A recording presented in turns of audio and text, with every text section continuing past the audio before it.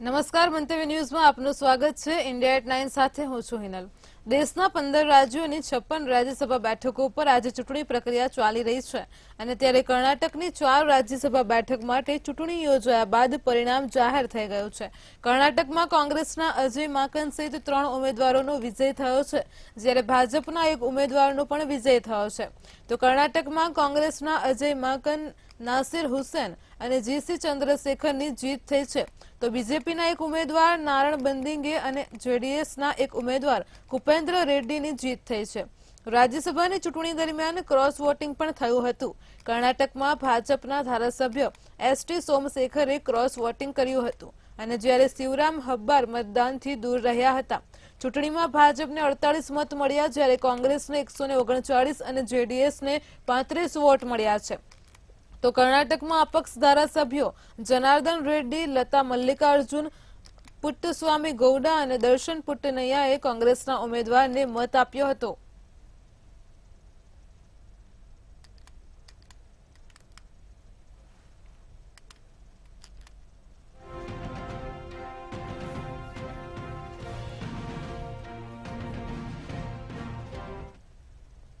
લોકસભા ચૂંટણી પહેલા હાલ રાજ્યસભાની ચૂંટણી માટે 3 રાજ્યોની 15 બેઠકો માટે મતદાન ચાલી રહ્યું છે, જેમાં ઉત્તર પ્રદેશની 10, કર્ણાટકની 4 અને હિમાચલ પ્રદેશની 1 સીટનો સમાવેશ થાય છે।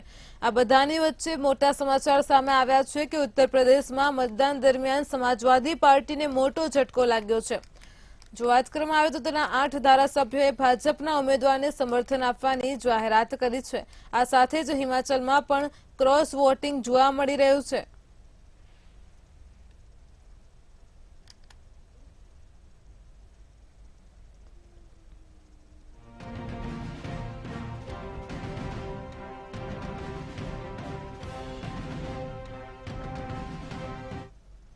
हर एक में साहस नहीं होता है जो सरकार के खिलाफ खड़ा हो जाए। सरकार के खिलाफ खड़े होने में साहस चाहिए और दबाव तो हर एक पे बनाया जाता है। ये बात कौन नहीं जानता है कि भारतीय जनता पार्टी जीतने के लिए कोई भी हथकंडा अपनाएगी। जिस भारतीय जनता पार्टी ने चंडीगढ़ में बेईमानी की हो, बैलेट से जब वोट पड़ा, जीतने के लिए उन बैलेटों को किस तरीके से बिगाड़ा गया, किस तरीके से वोट खराब किया गया, और अधिकारी के माध्यम से उस समय अगर सीसीटीवी ना होता और बैलेट से वोट ना पड़ा होता तो शायद भारतीय जनता पार्टी को इस तरह से बदनाम होते हुए नहीं कोई देख पाता।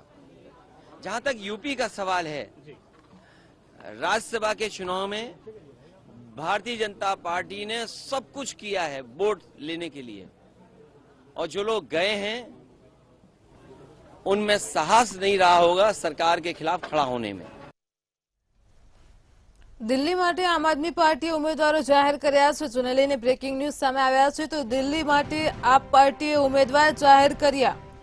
અહીં આમ આદમી પાર્ટીએ લોકસભાની ચૂંટણી માટે ઉમેદવારો જાહેર કર્યા છે। 3 ધારાસભ્યોને લોકસભાની ટિકિટ આપી છે। તો એ દિલ્હી માટે 3 ધારાસભ્યોને ટિકિટ આપવામાં આવી છે। પૂર્વ દિલ્હીની ટિકિટ કુલદીપ કુમારને મળી છે, તો નવી દિલ્હીની સોમનાથ ભારતીનું નામ જાહેર છે। અહીં દિલ્હી માટે આમ આદમી પાર્ટીએ લોકસભાની ચૂંટણી માટે ઉમેદવારો જાહેર કર્યા છે। નવી દિલ્હીથી સોમનાથ ભારતીનું નામ જાહેર કરાયું છે, તો પૂર્વ દિલ્હીથી ટિકિટ કુલદીપ કુમારને આપવામાં આવી છે। 3 ધારાસભ્યોને લોકસભાની ટિકિટ આપી છે। आज दिल्ली से चारों लोकसभा सीट जहां से इंडिया गठबंधन में आम आदमी पार्टी के उम्मीदवार खड़ा करने का निर्णय हुआ था, उसमें खास तौर से पूर्वी लोकसभा सीट से आम आदमी पार्टी ने एक ऐतिहासिक आज फैसला किया है। पीएससी के अंदर पूर्वी लोकसभा सीट जनरल सीट है।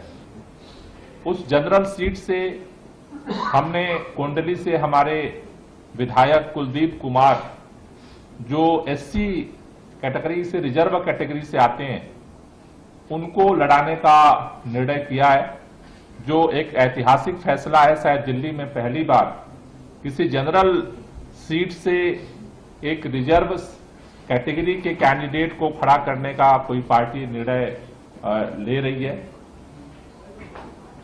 दूसरी तरफ मालवीय नगर से सोमनाथ भारती जी, जो हमारे आज की तारीख में जल बोर्ड के उपाध्यक्ष हैं, पूर्व मंत्री रहे हैं दिल्ली के अंदर, उनको कैंडिडेट बनाया है।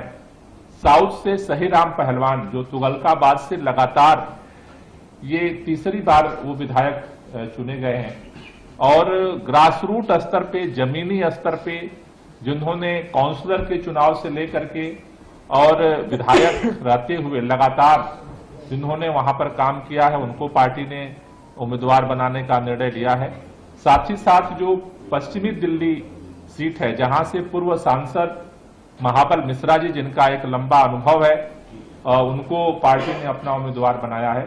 उसी तरह से हरियाणा के अंदर आम आदमी पार्टी जिस तरह से पूरी ताकत के साथ संगठन निर्माण का काम कर रही है, तैयारियां कर रही है, उसमें कुरुक्षेत्र से आम आदमी पार्टी ने अपने प्रदेश अध्यक्ष और पूर्व राज्यसभा सांसद सुशील गुप्ता जी को चुनाव मैदान में उतारा है। इन कैंडिडेट्स के उतारने का जो पर्पज है कि कैसे जो आम आदमी पार्टी के हिस्से में सीट आई है, सारे कैलकुलेशन के बाद, सारे स्टडी के बाद यह निर्णय लिया गया कि उन सीटों को जीतना है। રાજ્યસભાની ચૂંટણી વચ્ચે સમાજવાદી પાર્ટીને વધુ એક મોટો ઝટકો લાગ્યો છે। પાર્ટીના ધારાસભ્ય મનોજ પાંડે ચીફ વ્હીપના પદ પરથી રાજીનામું આપી દીધું છે। તેમણે પોતાનું રાજીનામું રાષ્ટ્રીય અધ્યક્ષ અખિલેશ યાદવને મોકલી આપ્યું છે। ઉત્તર પ્રદેશમાં રાજ્યસભાની 10 બેઠકો માટે ચાલી રહેલા મતદાન વચ્ચે સમાજવાદી પાર્ટીના વડા અખિલેશ યાદવના નજીકના નેતા મનોજ પાંડેએ વ્હીપ પદ પરથી રાજીનામું આપી દીધું છે। હવે એવું માનવામાં આવી રહ્યું છે કે મનોજ ભારતીય જનતા પાર્ટીને વોટ આપી શકે છે। સમાજવાદી પાર્ટી નેતા અખિલેશ યાદવને લખેલા પત્રમાં મનોજ પાંડેએ કહ્યું હતું કે હું ચીફ વ્હીપના પદ પરથી રાજીનામું આપી રહ્યો છું, કૃપા મારા રાજીનામાનો સ્વીકાર કરશો।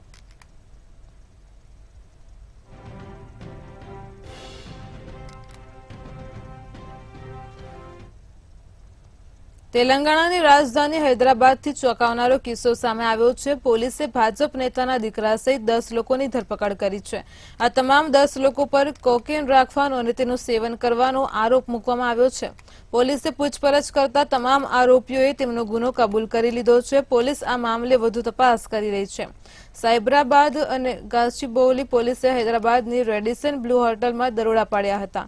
પોલીસે દરોડા પાડીને કુલ 10 લોકોની ધરપકડ કરી છે। આ 10 આરોપીમાં ભાજપ નેતા ગજ્જલા યોગાનંદના દીકરા ગજ્જુલા વિવેકાનંદ પણ સામેલ છે।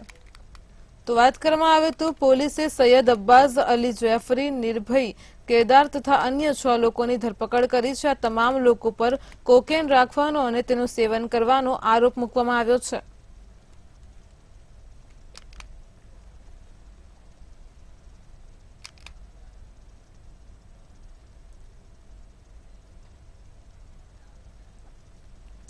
કેન્દ્રીય નાણામંત્રી નિર્મલા સીતારમણ અને વિદેશ મંત્રી એસ જયશંકરને લઈને ભાજપે મોટી જાહેરાત કરી છે। ભાજપે બંને કેન્દ્રીય મંત્રીઓને આ વખતે લોકસભા ચૂંટણીમાં ઉતારવાનો નિર્ણય લીધો છે। જો કે નથી જણાવ્યું કે તેઓ કઈ બેઠક પરથી ચૂંટણીમાં ઝંપલાવશે। આપણે જણાવી દઈએ કે મોદી સરકારમાં નિર્મલા સીતારમણ અને એસ જયશંકર બંને કેબિનેટમાં મહત્વના વિભાગ સંભાળી રહ્યા છે। હાલ તે બંને રાજ્યસભાના સભ્ય છે અને બંને હજુ સુધી ચૂંટણી નથી લડ્યા। તો કેન્દ્રીય મંત્રી પ્રહલાદ જોશીએ ભાજપ તરફથી જાહેરાત કરી હતી કે પક્ષ વખતે બંનેને ચૂંટણીમાં ઉતારવાની યોજના ઘડી રહી છે। જણાવી દઈએ કે પ્રહલાદ જોશી પણ કેન્દ્ર સરકારના કેન્દ્રીય મંત્રી છે। કદાચ નિર્મલા સીતારમણને કર્ણાટકની કોઈ બેઠકથી ઉતારવામાં આવી શકે છે।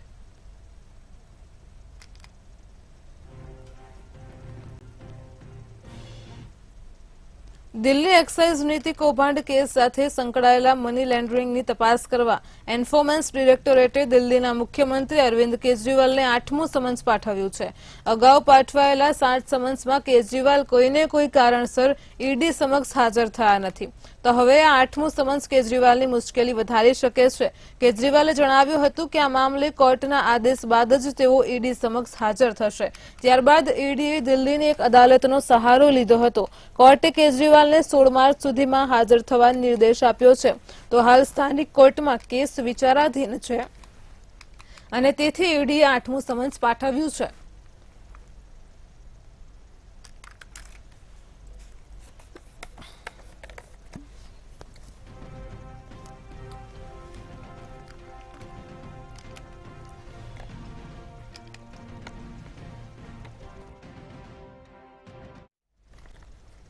હૈદરાબાદના સાંસદ અને એઆઈએમએમના ચીફ અસદુદ્દીન ઓવૈસીનું મોટું નિવેદન સામે આવ્યું છે। અસદુદ્દીન ઓવૈસીએ સોમવારે કહ્યું છે કે અમે એક મસ્જિદ ગુમાવી છે, પરંતુ હવે અમે બીજી મસ્જિદ ગુમાવીશું નહીં। ये बीजेपी आरएसएस इन लोगों को तैयार कर रही है। नहीं, CAA से कुछ नहीं होता। अरे तुम्हारे को CAA की सी नहीं आती, तुम्हारे को CAA का फुल फॉर्म नहीं मालूम, तुमको NRC NPR नहीं मालूम। नहीं, मस्जिद पे बातचीत होंगी क्यों? मस्जिद तुम्हारी बाप की जायदाद है। तुमको शरीयत नहीं मालूम, तुमको कुछ नहीं मालूम। और बीजेपी ऐसे लोगों को तैयार कर रही जिनको ना शरीयत से कोई वास्ता, जिनको ना कुरान और सुन्नत से कोई वास्ता, ना समझ उनको। नहीं, कुछ नहीं होता, मस्जिद पे बातचीत करनी चाहिए। अरे अपना घर का सौदा तुम कर लो, मगर ये अल्लाह का घर है, इस पे कोई बातचीत नहीं हो सकती है। एक मस्जिद खो दी, अब और कोई मस्जिद नहीं खोएंगे इंशाअल्लाह ताला। मैं इन मुखालिफिन को इतना ही कहूंगा, मेरे भाई, जो तुम मुझे कह रहे हो ना खामोश बैठो, अपने अब्बा से पूछो, अगर वो खामोश रहते तो तुम्हारी अम्मा से निकाह भी नहीं होता था। दुल्हन खामोश बैठी तो बोलते खामोशी रजामंदी है, मगर काजी साहब के सामने दूल्हे को बोलना पड़ता, कबूल है, बोलना पड़ता ना। जितने शादीशुदा है बोले नहीं बोले, बोले ना। इन्हें बोलते मैं खामोश बैठूं। अरे भाई, मैं सियासत का दूल्हा था, है और रहूंगा इंशाअल्लाह ताला। अब खामोश नहीं बैठ सकते। ये सब देखने के बाद क्या खामोश बैठेंगे? क्या मिला तुम्हारी सियासत से, बताओ मेरे को। 50 साल की तुम्हारी सियासत बर्बाद कर दी हम लोगों को। मैं हमेशा कहता हूं, आओ बताओ मेरे सामने बैठकर, चैलेंज करता हूं, बताओ तुमने क्या हासिल किया, बताओ। तुमने सिर्फ मुझे इस्तेमाल किया, तुम तख्तनशीन हो गए, हमारा घर वीरान हो गया। तुम इख्तिदार की कुर्सियों पर बैठे, हमारे घर को जला दिया गया। तुम्हारे वज़रा बन गए, हमारी मस्जिदें हमसे छीन ली गई। मेरे अजीज दोस्तों और बुजुर्गों, इसीलिए हमको जिद्दोजहद करना है, डरना नहीं है। अब अपनी जमात को मजबूत करना है। અલ્હાબાદ હાઈકોર્ટે સોમવારે વારાણસીના જ્ઞાનવાપી મામલે મોટો ચુકાદો આપ્યો હતો। કોર્ટે મસ્જિદ કમિટી તરફથી દાખલ કરવામાં આવેલી અરજીને ફગાવી દેતા વ્યાસજીના ખંડ તરીકે ઓળખાતા જ્ઞાનવાપીના ભોયરામાં પૂજા અર્ચના ચાલુ રાખવાનો આદેશ આપ્યો હતો અને હિન્દુ પક્ષ માટે મોટી રાહત માનવામાં આવી રહી છે। એટલું જ નહીં, હાઈકોર્ટે 1993માં તત્કાલીન મુલાયમસિંહ યાદવના નેતૃત્વવાળી સરકાર દ્વારા જ્ઞાનવાપી મસ્જિદના દક્ષિણી ભોયરામાં પૂજા પર રોક લગાવવાના નિર્ણયને ખોટો ગણાવ્યો છે। વારાણસી ડિસ્ટ્રિક્ટ કોર્ટે 31 જાન્યુઆરીના રોજ જ્ઞાનવાપી મસ્જિદના વ્યાસ ભોયરામાં પૂજા કરવાની મંજૂરી આપી હતી। આ નિર્ણયને મુસ્લિમ પક્ષે હાઈકોર્ટમાં પડકાર્યો હતો। હાઈકોર્ટે મુસ્લિમ પક્ષની અરજી ફગાવી દીધી હતી। વારાણસી જિલ્લા ન્યાયાધીશના વારાણસી જિલ્લા મેજિસ્ટ્રેટને વ્યાસજીના ભોયરાના રિસીવર તરીકે નિયુક્ત કરવાના અને ભોયરામાં પૂજા કરવાની મંજૂરી આપવાના નિર્ણયને હાઈકોર્ટે યોગ્ય ઠેરવ્યો હતો।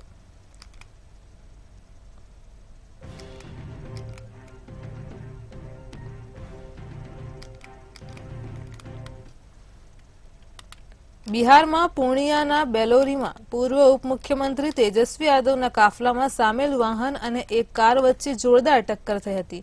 આ ભયંકર અકસ્માતમાં પોલીસ એસ્કોર્ટ વાહનના ચાલકનું ઘટના સ્થળે જ મોત નીપજ્યું હતું અને જ્યારે 6 થી વધુ પોલીસ કર્મીઓ ઘાયલ થયા હતા।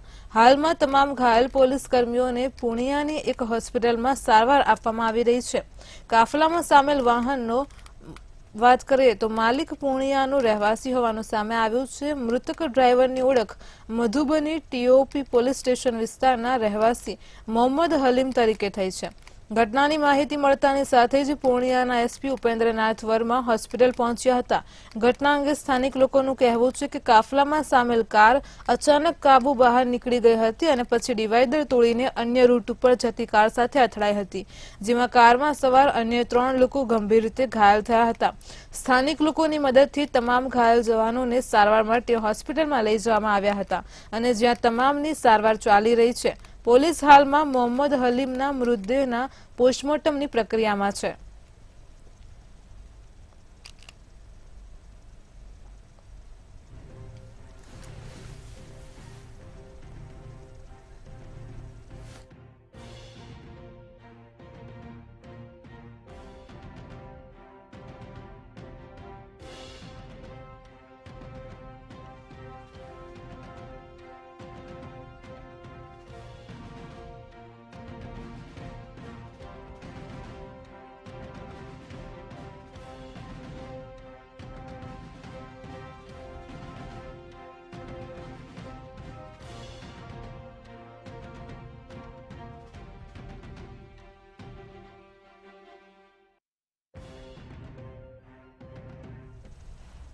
ગગનયાન મિશન માટે 4 અવકાશયાત્રીના નામની જાહેરાત કરાઈ છે. આ ચારેય ભારતીય વાયુસેનાના ટેસ્ટ પાયલટ છે, જેમાં ગ્રુપ કેપ્ટન પ્રશાંત નાયર, અંગત પ્રતાપ, અજીત કૃષ્ણન અને વિંગ કમાન્ડર શુભાંગુ શુક્લાનો સમાવેશ થાય છે. વડાપ્રધાન નરેન્દ્ર મોદીએ અવકાશયાત્રી વિંગ્સ આપીને તેમના નામ જાહેર કર્યા હતા. આ ચારેય પાયલટ તમામ પ્રકારના ફાઇટર જેટ ઉડાવવાના નિષ્ણાંત છે. હાલ બેંગલુરુમાં અવકાશયાત્રી ટ્રેનિંગ ફેસિલિટીમાં તેમની તાલીમ ચાલી રહી છે. આ ચારેય દેશના તમામ પ્રકારના ફાઇટર જેટ્સ ઉડાવી ચૂક્યા છે. તમામ પ્રકારના ફાઇટર જેટ્સની ખામી અને ખાસિયત તેઓ જાણે છે. એટલા માટે આ ચારેયને ગગનયાન અવકાશયાત્રી ટ્રેનિંગ માટે પસંદ કરાયા છે. તેમની રશિયામાં ટ્રેનિંગ થઈ ચૂકી છે. હાલ બેંગલુરુમાં અવકાશયાત્રી ટ્રેનિંગ ફેસિલિટીમાં ટ્રેનિંગ ચાલી રહી છે. साहसिक साथियों के सम्मान में हम सब स्टैंडिंग ओवेशन दे करके तालियों से उनको सम्मानित करें.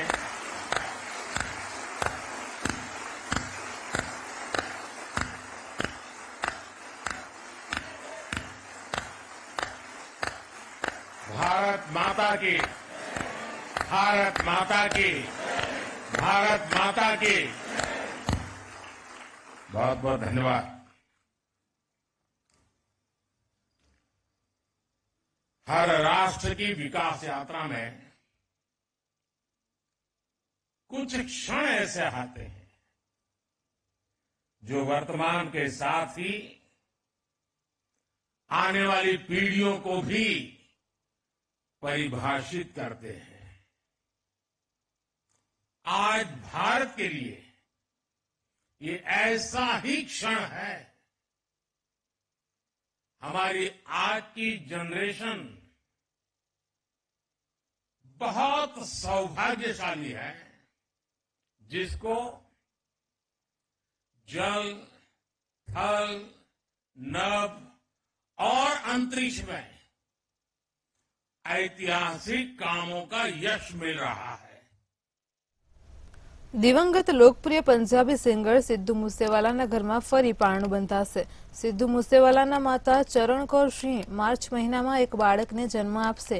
ચરણકૌર સિંહ એક ખાસ ટેકનોલોજીથી બાળકને જન્મ આપશે. આ વાતની પુષ્ટિ સિદ્ધુ મૂસેવાલાના કાકા ચમકૌર સિંહે કરી છે. સિદ્ધુ મૂસેવાલાની હત્યા બાદ પહેલી વખત તેમના ઘરમાં ખુશીનું આગમન થશે. સિદ્ધુ મૂસેવાલાની વર્ષ 2022માં ગોળી મારીને હત્યા કરી નાખવામાં આવી હતી. તો પોતાના માતા પિતાનો એકમાત્ર તેઓ દીકરા હતા અને તેથી સિદ્ધુ પરિવારના વારસદાર અંગે તેમના પ્રશંસકો સતત દુઆ કરી રહ્યા હતા.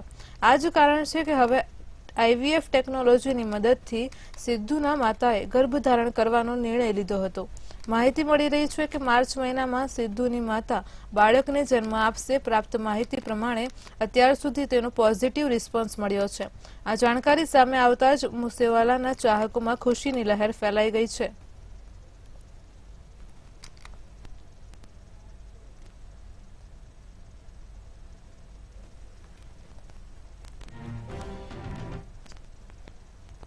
પંજાબી મ્યુઝિક ઇન્ડસ્ટ્રીના પ્રખ્યાત મ્યુઝિક કમ્પોઝર અને પ્રોડ્યુસર બંટી બેન્સ પર અજાણ્યા હુમલાખોરોએ ફાયરિંગ કર્યું છે. પંજાબના મોહાલીમાં સેક્ટર 79માં બંટી બેન્સ પર હુમલો થયો હતો. જો કે આ હુમલામાં તેમનો જીવ બચી ગયો હતો. બંટી બેન્સનું સિદ્ધુ મૂસેવાલા સાથે પણ ખાસ જોડાણ છે. પંજાબના મોહાલીમાં એક રેસ્ટોરન્ટમાં બેઠા હતા અને ત્યારે અજાણ્યા બદમાશોએ તેમના ઉપર ગોળીબાર કર્યો હતો. બંટી બેન્સે જણાવ્યું કે ફાયરિંગની ઘટના બાદ તેમના પર એક ધમકીભર્યો ફોન આવ્યો હતો, જેમાં 1 કરોડ રૂપિયાની માંગણી કરવામાં આવી હતી. પૈસા ન ચૂકવે તો જાનથી મારી નાખવાની ધમકીઓ આપવામાં આવી હતી.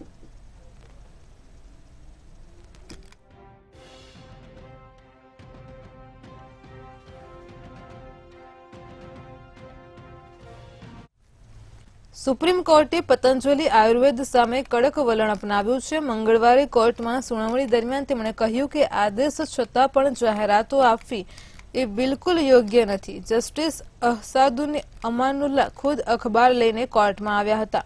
સુનાવણી દરમિયાન જસ્ટિસ અમાનુલ્લાહે કહ્યું કે તમારામાં કોર્ટના આદેશ બાદ પણ આ જાહેરાત આપવાની હિંમત કેવી રીતે થઈ? હવે અમે એક ખૂબ જ કડક આદેશ આપવા જઈ રહ્યા છીએ. અમારે આ એટલા માટે કરવું પડી રહ્યું છે કારણ કે તમે કોર્ટને ઉશ્કેરી રહ્યા છો. કોર્ટે સુનાવણી દરમિયાન પૂછ્યું કે તમે કેવી રીતે કહી શકો કે તમે બીમારી દૂર કરી દેશો? અમારી ચેતવણીઓ છતાં તમે કહો છો કે અમારી પ્રોડક્ટ્સ કેમિકલ આધારિત દવાઓ કરતાં વધુ સારી છે. કોર્ટે વધુમાં કહ્યું કે કેન્દ્ર સરકારે પણ આ અંગે કાર્યવાહી કરવી જોઈએ. 29 નવેમ્બર 2023ના રોજ સુપ્રીમ કોર્ટે પતંજલિ આયુર્વેદની જાહેરાતો અને તેના માલિક બાબા રામદેવના નિવેદનો પર વાંધો ઉઠાવતી ઇન્ડિયન મેડિકલ એસોસિએશનની અરજી પર સખ્તી દર્શાવી હતી. બાબા રામદેવના નિવેદનો અને જાહેરાતોમાં એલોપેથી અને તેની દવાઓ અને રસીકરણની જાહેરાતો વિરુદ્ધ ઇન્ડિયન મેડિકલ એસોસિએશનની અરજી પર સુનાવણી કરતા જસ્ટિસ અસાદુદ્દીન અમનુલ્લા અને જસ્ટિસ પ્રશાંત કુમાર મિશ્રાની ખંડપીઠે પતંજલિ દ્વારા એલોપેથી અંગે ભ્રામક દાવાઓ અને જાહેરાતો આપવા બદલ પતંજલિને ફટકાર લગાવી હતી.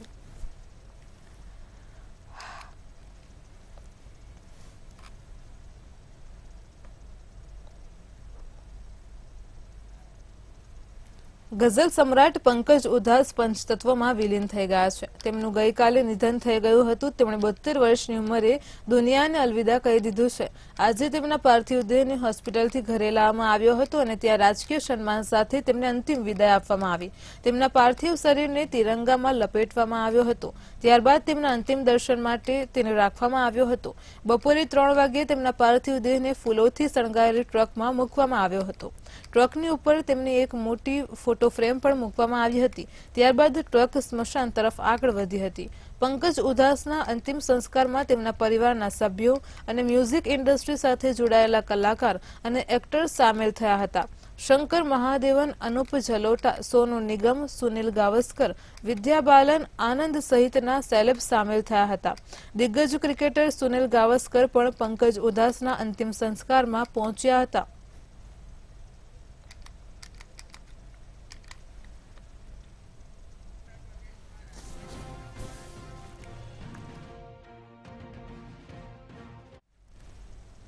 ઉત્તર પ્રદેશમાં રાજ્યસભાની હાલ અત્યારે જે ચૂંટણીને લઈને વાત થઈ રહી છે તેમાં ભાજપની જીત થઈ છે.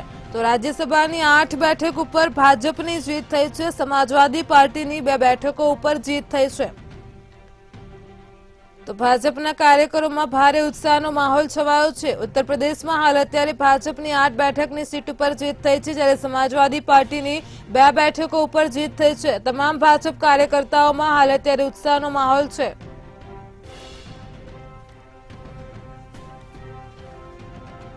તો ઉત્તર પ્રદેશમાં રાજ્યસભાની 8 બેઠક ઉપર ભાજપની જીત થઈ છે, જ્યારે 2 બેઠકો ઉપર સમાજવાદી પાર્ટીની જીત થઈ છે. હાલ અત્યારે ઉત્તર પ્રદેશમાં ખુશીનો માહોલ છે. તમામ ભાજપના કાર્યકરોમાં ભારે ઉત્સાહનો માહોલ જોવા મળી રહ્યો છે. તો ઉત્તર પ્રદેશમાં રાજ્યસભાની બેઠકોનું જે રિઝલ્ટ આવ્યું છે તેમાં જો વાત કરીએ તો ભાજપની 8 બેઠક ઉપર જીત થઈ છે, જ્યારે સમાજવાદી પાર્ટીની 2 બેઠકો ઉપર જીત થઈ છે. હાલ તો અત્યારે ઉત્તર પ્રદેશમાં ભાજપના કાર્યકરોમાં ભારે ઉત્સાહનો માહોલ જોવા મળી રહ્યો છે. તો ઉત્તર પ્રદેશમાં સમાજવાદી પાર્ટીની 2 બેઠકો ઉપર જીત થઈ છે.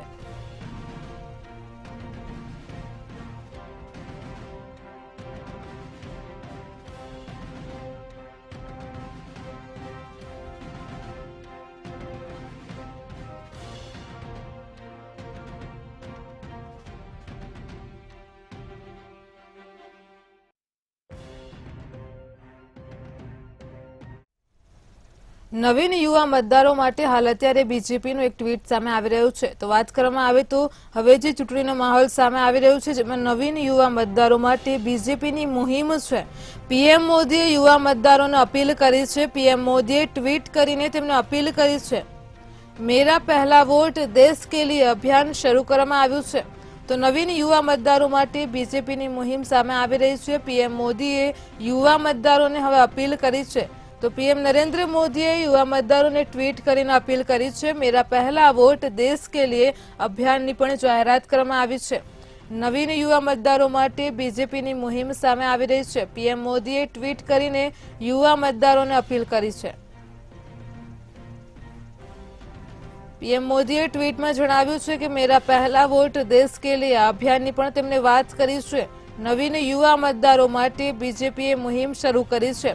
તો પીએમ મોદીએ યુવા મતદારોને ખાસ અપીલ કરી છે। મેરા પહેલા વોટ દેશ કે લીએ અભિયાન અંતર્ગત અપીલ કરવામાં આવી છે। પીએમ મોદીએ ટ્વીટ કરીને અપીલ કરી છે। નવીન યુવા મતદારો માટે બીજેપીની મુહિમ સામે આવી રહી છે।